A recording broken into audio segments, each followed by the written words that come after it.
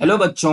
हमारा क्वेश्चन है, imagine a light planet revolving around a very massive star in a circular orbit of radius r with a period of revolution t if the gravitational force of attraction between the planet and the star is proportional to r की power -5/2। अब जो gravitational force है बच्चों वो किसके proportional में है? r की पावर -5/2। तो जो एफ जी दिया है means gravitational force is proportional to R की पावर -5/2। बच्चों इसको ऐसे लिखा जा सकता है, इसको नीचे लेके आएंगे, पावर का साइन चेंज हो जाएगा। अब हमारा जो प्लेनेट है वो सर्कुलर पाथ कर रहा है, सर्कुलर पाथ कर रहा है मीन्स उसके पास क्या होगा? Centripetal force. तो हम ये कह सकते हैं due to circular motion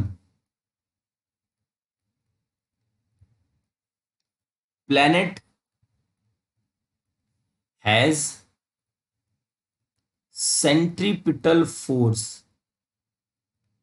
centripetal force, अब ये सेंट्रीपिटल फोर्स कौन दे रहा होगा? स्टार और प्लेनेट के बीच में लगने वाला ग्रेविटेशनल फोर्स। तो हम ये कह सकते हैं बच्चों F G is equal to F C. F G है gravitational force between star and planet and F C is a centripetal force. अब सेंट्रीपिटल फोर्स का फॉर्मूला क्या होता है? सेंट्रीपिटल फोर्स का फॉर्मूला होता है एम वी स्क्वायर बाय। अब बच्चों यहाँ पे आर, तो हम यहाँ पे कैपिटल आर ले लेते हैं, कैपिटल। तो हम ये कह सकते हैं F C is proportional to 1/1/, R की पावर 5/2, है ना। यहाँ पे आर की वैल्यू क्या है? आर की वैल्यू हमारे पास 5/2। तो हम यहां लिख सकते हैं F C is proportional to R की पावर -5/2। क्योंकि बच्चों जो ग्रेविटी का फोर्स है वही तो सेंट्रीपिटल फोर्स है, तो जो ग्रेविटी के प्रोपोर्शनल में होगा वही सेंट्रीपिटल फोर्स के प्रोपोर्शनल में होगा। ठीक, तो यहां से F C is equal to R की पावर -5/2। एफ सी क्या होगा? एम आर ओमेगा स्क्वायर, ये होगा आर की पावर -5/2।